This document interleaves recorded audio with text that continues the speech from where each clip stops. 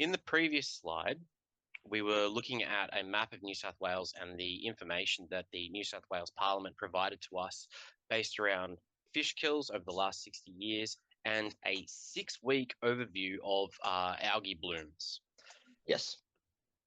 Now, what we're looking at now is thermal stratification.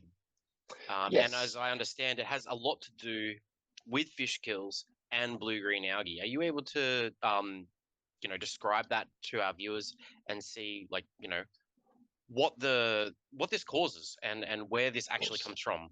Of course. So stratification, thermal stratification, essentially, it can be also chemical stratification, but thermal stratification is where you have an increase in deep water.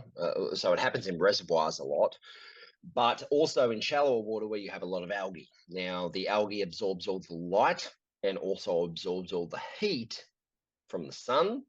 So the top layers are full of algae that are photosynthesizing and are nice and warm. And the bottom layers are really cold and have no oxygen in them because they have layers and layers and layers of sediment underneath that are creating an anaerobic zone. So essentially somewhere where oxygen just doesn't exist.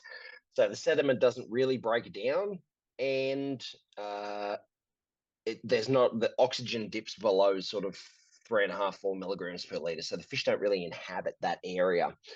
So what happens is at the top, when you get the algae bloom, is that the algae photosynthesizes and takes in nitrate and phosphate and all other manner of other stuff and sunlight and creates its own food. Okay. Yeah. Increases in density, and the density then increases or decreases the amount of sun that can hit lower down into the water column. Okay. So that creates thermal stratification, and those lower levels, as we've discussed, are just not inhabitable really at all, because of the lack of oxygen. Okay, so what happens? So the fish tend to stray away from the bottom when this is occurring. Right. Yeah. And what happens to the fish when they stray too far to the top towards this algae? Well, they're living in the layer, in the stratified layer, in the upper layer of the stratification, which is the layer that has a lot of algae and things in it. It's producing a lot of oxygen because it's photosynthesizing. So algae photosynthesizes when it's got light and produces its own food. But during the night, when there's no sunlight, it starts to respire, which means it starts to suck the oxygen out of the water and produce CO2. Okay. So can you hear all that? No. Should we start again? We should. I've got a Candyman next door that's... No, I can't hear any of it. No. You can't hear any of it? No, okay, well, no, that's no, actually no, really good to know that. No, it's all fucking... Yeah, there's no sound coming through. Oh, good. Sorry about that. Then I've just fucked the video. But yeah, old mate's like, he's working exactly like probably about 5 meters away from my door. Oh, okay. No, that's all right. Okay, we'll start again. Okay. All good. Yeah, well, first 5 minutes is a bomb, whatever. Okay. Count in. 5, 4. In the previous slide, we were looking at the information that the New South Wales Parliament gave us regarding fish kills since the 1960s all the way up to present day, and a secondary graph of blue-green algae blooms over a 6-week period. Yes. What does that actually cause? So what you're seeing here is the picture on the right is the result of that, which is a fish kill. That's from Menindee. The increase in algae, so that's the end result. Okay, the fish kill is the end result, like we talked about. All right, so that's pretty much like the last ditch. That's what happens. It just everything gets wiped out. Okay, what happens to lead up to that is obviously, as we're talking about symptoms at the moment here still. Okay, so we're talking about a symptom of algae. Algae is a symptom, and it is caused by the increase in sediment in the river from runoff and things like that, and erosion and excess waste going into the river, etc., plus the increased amount of nutrient in the river itself. Okay. What happens is then algae take advantage of all of that nutrient and they start to bloom. And when they bloom, they start to photosynthesize. And when they start to photosynthesize, they produce oxygen, just like trees do. Okay. Now, in the upper layers where all that algae is where all the fish like to live because it's really high in oxygen and it's nice and warm. Okay. The lower layers, the algae doesn't reach the sunlight doesn't reach the lower layers. So the algae actually captures all of the sunlight and a good majority of the heat, uses it for itself, and then underneath the density of that algae, where it's, as the water level decreases, it starts to get darker and things like that. Not only does the temperature drop because the heat's not reaching those lower levels, but also the oxygen drops because there's just so much sediment down there and there's so much going on in the stratification. It's so cold that nothing can really live effectively and there's not a lot of oxygen down there. It actually dips below, in a lot of cases, below habitable levels that so fish things can stop inhabit. inhabiting the siltrated levels, and then they start moving up towards the warmer, nice areas, Well, creating a layer essentially of life, no life kind of situation. Yeah, well, by moving there, they create that. But what's caused them to move there is the fact that they can't exist in the lower layers because the algae is now blooming to such a density that it's creating this thermal stratification. The lack of oxygen was there before the algae bloomed. Let's clarify that. Because of the amount of sediment and stuff in there, it's just not a nice place to sort of inhabit for crustaceans or fish, so the fish are going to inhabit, even though it's not a great environment for them. They're taking the lesser of two evils and saying, well, we need oxygen, so we've got to be up here. Now, what happens is when it gets to such a density that it can't that it can no longer support itself, and it sucks out all the nutrient out of the water, and it starts to get cold or whatever it is. What happens is when nighttime comes, the algae don't have any sunlight left, so they stop photosynthesizing and they start to respire, which means they start to consume the oxygen in the water that they were producing, which is the only reason the fish are alive. Okay. Because the rest of the river is uninhabitable. The bottom zone they're not going near. Yeah, so And while the sun's shining, the fish are up the top where the algae is, and that's got a lot of oxygen because the algae's making oxygen by photosynthesis. this is Right? where So yeah, like from the outside, you'd be looking at it like from the riverbank, and you'd see fish splashing around. You'd be like, "Oh, that's nice," but usually, like, fish behavior is kind of like sneaky. You're not yeah. really supposed to Well, see them. That's I why mean, it's hard to catch them. yeah, well, I mean, yeah, that's one thing. But the thermal stratification essentially just reduces the inhabitable area within the environment that the fish and the crustaceans and everything else can sort of live in. And then when it starts to suck the oxygen out of the water, it goes what they call hypoxic, and the fish die because they essentially suffocate. Now, this process of algae producing oxygen and taking nutrient out of the water is actually something that aquaculture farmers aim to do in an extensive aquaculture farming enterprise. So extensive being ponds outside in the ground, okay? No filtration, open to the elements type of thing, right? Yeah. So they have a balance where they know the amount of algae, they know the amount of nutrient in nitrate and phosphate that they're putting in. They know how much is coming from the food. They do Secchi disc readings to test the density and the depth of visibility. Sometimes they even do, like they'll throw a plankton net out and sample the plankton, the algae, and the different crustaceans and stuff in there. And they actually alter their water changes as well as their inputs or lack of nitrate and phosphate into the pond to regulate the density of that algae, right? Because they want the oxygen, okay? And they also want the algae to take out the ammonia and the nitrite and the nitrate and the phosphate from the water that the fish are producing, okay? Because we don't have a filter, the algae is what's doing the job. But they regulate that artificially by controlling the inputs that they put in. And then they also have paddle wheel aerators that aerate and circulate the water to distribute that oxygen throughout the water column. These ponds are only 2.5 meters deep at maximum. You know? Yeah, so you're not talking about a massive wheel. We're not talking about 5 meters deep, 9 meters deep, anything like that. And they've got Yeah. backup oxygen, that they take oxygen readings and they turn on and off depending on, whether it's overcast or whatever it might be. Okay, so this is a system and a process and a technique that is used by aquaculture farmers, has been for thousands of years. For instance, the Chinese and I believe the Japanese, but especially with carp, the Chinese with carp used to run their chicken pens out over the top of their carp ponds. So the chicken manure would fall into the ponds, fertilize the water, create algae and food for the carp that the carp would eat, but also because they're herbivores, right? And they sift through the sediment and stuff. So they filter everything out of the water to get their food. Mm-hmm. But it also remediated the water because the algae kept the water really well oxygenated and took out the ammonia and the nitrate that would poison the fish. Okay, but this particular algae that you're talking about is non-poisonous to the fish, right? well, it doesn't matter. Well, okay, so blue-green algae has a toxin in it that we don't want. Any algae, if it gets dense enough and then it crashes or it starts to respire, is going to produce exactly the same hypoxic event that blue-green algae will. They all operate the same way.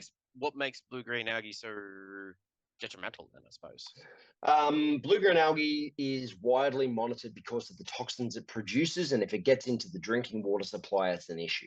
Okay, because you can get rid of it, but if it breaks down and starts to decay and stuff, those toxins can be released into the water, and we don't want that being in our drinking water. So we monitor for the blue-green algae so they know what they need to treat with, how they need to treat, whether they need to treat or not, whether they can pump or not. Whether the density of algae bloom is simply just too great and it is not worth pumping. That's the reason that they monitor blue-green algae, is because, it's poisonous. That's why they say, don't swim or let your pet swim in water that's got blue-green algae in it either. Like, don't even touch it. Like, yeah, right. let alone drink it after it's been processed, right? So that's why they monitor that, but we're not monitoring normal algae bloom, string algae that grows on plants, or, single cellular algae that creates what we call pea soup. We're not monitoring any of that. That's why the prevalence of the data that we have for blue-green algae is so great, because we have to monitor it because we're taking drinking water from this source. Okay. Yeah. Don't really have the ability to monitor other sorts of algae, or at least they're not concentrating on it.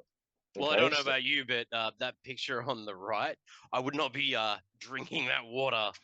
No, either before or after, because before, obviously, the blue-green algae bloom has occurred. Now, when you get a huge crash like that and a huge hypoxic event like that, you'll also find a lot of the algae will die off and crash and stuff. So you'll have the algae dying off, the density of the algae decreasing as the bloom dies off, plus all the fish dying off as well because of this massive crash. So this whole section of river is just getting the oxygen sucked out of it exponentially because of all this decaying matter.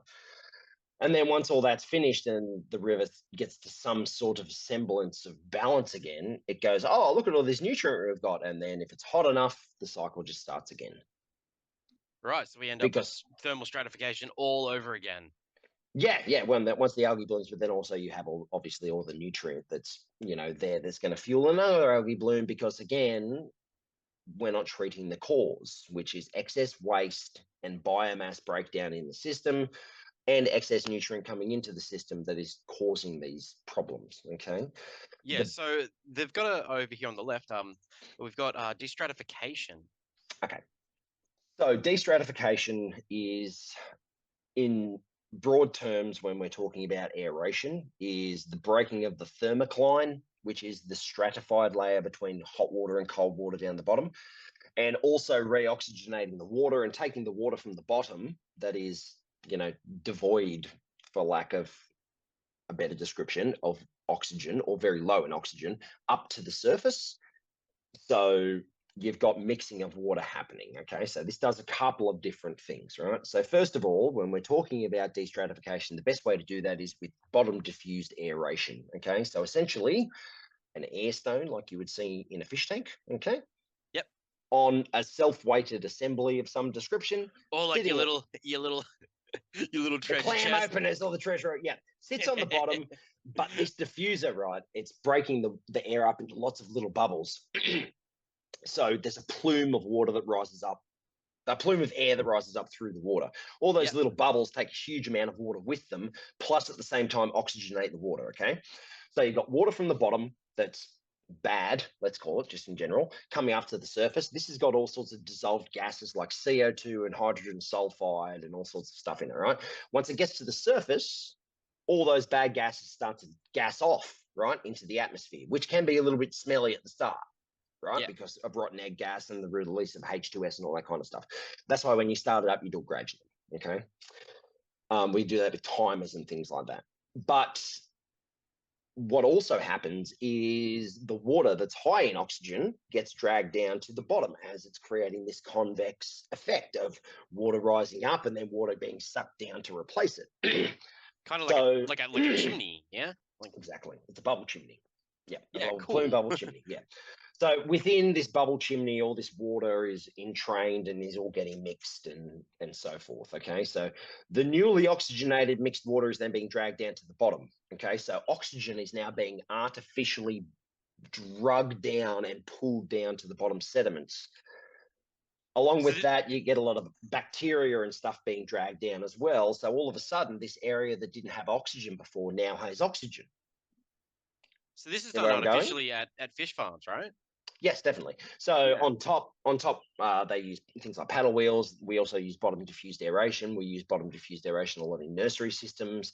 Bottom diffused aeration is not a new concept. It's been used for lake remediation and water remediation of water bodies for the last 20 or 30 years. Yeah, So right. this is not new technology. Okay. So yeah, so what happens is now we've got oxygen in these bottom layers and bacteria start to get introduced and start to wake up. All of a sudden, we've now got a vector for this bottom sludge that is just slowly releasing nutrient and getting built upon and built upon and built upon every time we have an algae crash or a fish kill, or, you know, as erosion and more waste washes down the river and collects and settles, right? We now have the bacteria down there that have the oxygen they need down there to start biologically breaking down this waste. Okay. As this happens, we're producing CO2, we're producing oxygen, we're producing water, we're producing other, you know, broken down forms of the waste that are now biologically available for other plants, animals, etc., to eat, access, and otherwise process and use for a food source. Okay. So it kicks the food web and the food chain in the aquatic environment back into gear. All right. Yeah, right. So it's like a restarter. Like a defibrillator. Yeah. Yeah. Okay. So it takes time though. All right. So Like a really slow defibrillator. now we're talking with a diffused aerator like this, we might be talking about putting 100 to maybe 150 litres a minute into a diffuser of something of this size. And we're talking about moving 5,000 litres, up to 5,000 litres a minute of water with just that air. Okay. 100 litres a minute of air, about 4,000 to 5,000 litres a minute of water movement. Okay. That's 5 ton. Yeah. So yeah, right. I didn't misspeak then. They are the numbers. Okay. Airlifting yeah, is right. an excellent way, a very low energy way to move vast quantities of water. And the best thing is because it's only a little air pump, it doesn't take much to run. So we can run it on renewable energy if it's applied in the right way, the way it should be applied. Okay. So all these things happen. It mixes everything up. Oxygen goes down. Sediment starts to break down. All of a sudden, you know, all of the algae is also distributed through the water, which means that, you know, things start to break down. Things start to balance and dilute through the water column. All of a sudden, the fish start to inhabit more of the area. And you don't have a circumstance where you've got a level of no oxygen and a level of high oxygen that could at any point switch to a level of low oxygen when it starts to respire at night. Now you've got a water body that doesn't really do that switch because the density of algae isn't high enough to do it, right? To have any impact. And you've got an even amount of oxygen and temperature throughout the entire water body. Okay. So putting in diffused aeration systems like this in you know, America, Canada, Australia, places like this, there's multiple case studies. One I remember was from a company that I used to deal with. It used to be called Aquatic Ecosystems in America. They were in Florida, and their business, they no longer exist anymore, but their business was lake aeration, one of their businesses. And they had a case study where they reduced the sludge, I think, from, was it 4 feet to about 6.5 inches in an 8-month period. They increased the visibility by 2.5 times, down to about 18 feet of water depth on average. They cut out all that they actually, not at the start, but eventually they got on top and actually outcompeted all the nuisance algae blooming in there. The rushes started to re-establish, all the water birds started to come back in, the fish started to inhabit the area again. Everything became healthier simply by adding the two things that we need: one, oxygen, and secondly, circulation, to get the oxygen where it's needed. Okay. And when you've got a water body that has a big backlog of silt and sediment and built up nutrient and stuff that's not breaking down on the bottom, or very slowly breaking down, and also a hell of a lot of nutrient in the water column as it's readily available straight away, you've got a bit of a recipe for disaster. Yeah, so I just wanted to go back over to the left on the bottom picture. It says destratification mixing, and it shows sudden weather events or increases in flows above the threshold required for the water column mixing. So it shows this like a little reticular situation where the environment can seem to take care of itself, but so wind will destratify it. So we got wind and rain on this picture, yeah. Yep. All right, but clearly wind and rain is not doing enough. Look, even times of high water flow in floods, or if there's water being released from somewhere or anything like that, yes, it'll mix it, but it's not going to mix it 24 hours a day, 7 days a week like it needs to, because, I mean, that would have been enough before the introduction of white man and colonization, okay? Because we wouldn't have had all of this artificial waste going in, but now it's not. So we need to artificially increase the circulation in there to not only add circulation to kick the environment back into gear, but also to add oxygen, because we have increased the biological oxygen demand of the river over what it can naturally process itself. And therefore, the only way to reverse that is to add something that is going to counteract the biological oxygen demand. And the only thing that does that is oxygen. And if we don't do that, what we see is the 2023 fish kill in Menindee.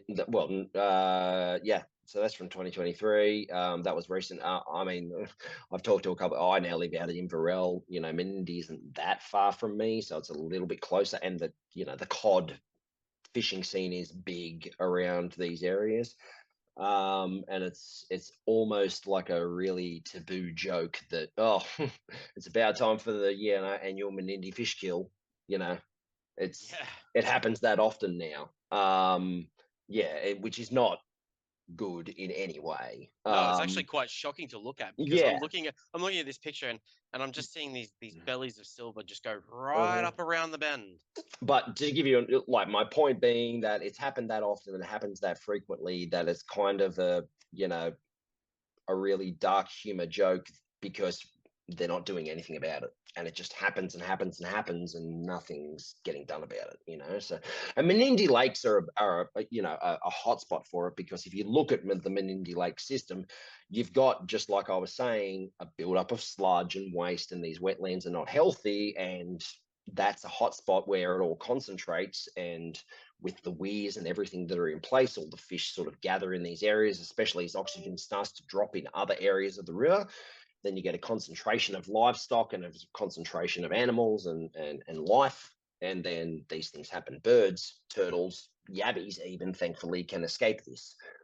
Eels, even to a certain extent, can escape by crawling over land, but that's only if they've got good water to go to.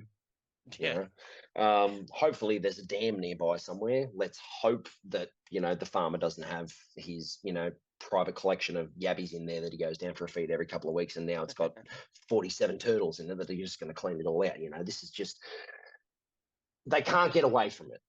There's nowhere to go. They can't get away from it, and we've decreased the river's ability to clean itself by so much that the only way to do it is to artificially help it, and that's to artificially increase both circulation and oxygenation, and we can do that with diffused aeration. Excellent. So the most important thing, we've alluded to it a few times, but this is very, very important to remember that what we're talking about right now and the approach that we want to take is treating the cause, not the symptom. Okay, so we're treating what's going to cause these algae blooms, what's going to cause these fish kills, because the algae blooms and the fish kills are a symptom, a result of what needs to be fixed, which is excess nutrient in the water and excess buildup of sediment and waste in the river that is not being broken down, that is causing oxygen, a lack of oxygen overall over the river. Yeah. Over the entire river system. Okay, so you've got to treat the cause. Putting things in place to treat the symptoms is just putting band-aids on bullet holes. That's all we're doing here. So yeah, that's the most important thing to remember. And otherwise, circumstances like the picture that you see are going to continue to happen, and they will continue to happen, and they have continued to happen, because we see in the previous slide we have historical data to prove both the increase in prevalence and intensity of fish kills and blue-green algae blooms in the Murray-Darling River system.